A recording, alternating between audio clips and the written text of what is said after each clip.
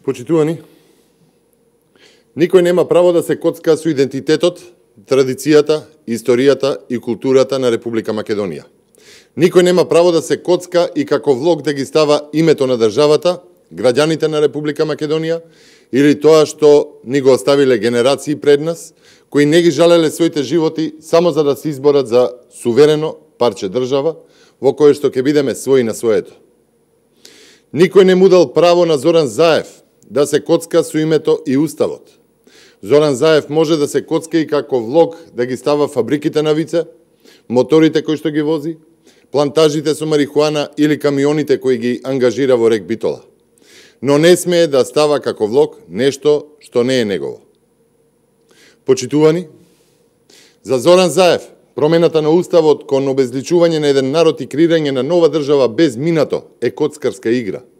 Признава игра на се или ништо, или комплетно обезличување на македонците и Република Македонија или ништо. Играл тој со сите кецеви и џокари во ракав, играл all in. Повеќе не е ни смешно. Зоран Хазардерот Заев признава дека се коцка со минатото и иднината на македонскиот народ. Се коцка со цела држава Република Македонија.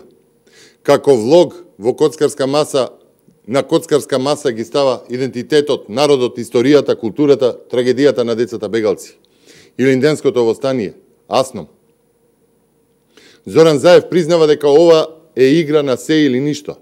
Дека за македонците и Македонија во овој негов личен договор за капитулација не води сметка дали ќе се загуби се.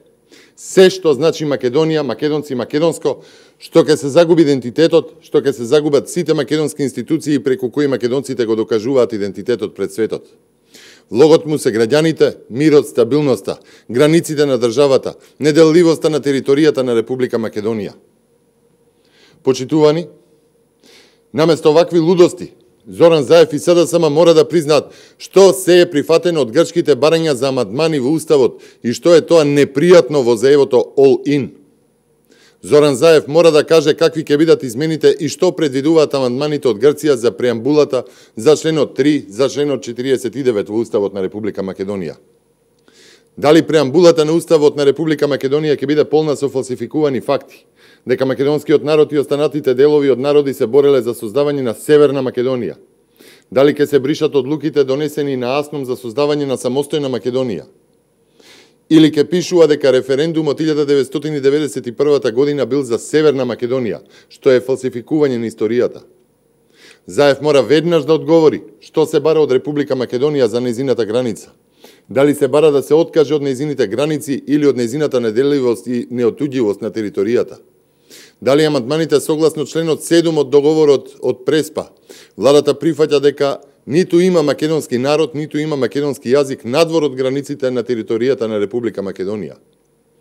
Што е тоа спорно во членот 49 од Уставот на Република Македонија кој гласи Републиката се грижи за положбата и правата на припадниците на македонскиот народ во соседните земји и за иселениците од Македонија, го помага нивниот културен развој и ги унапредува врските со нив.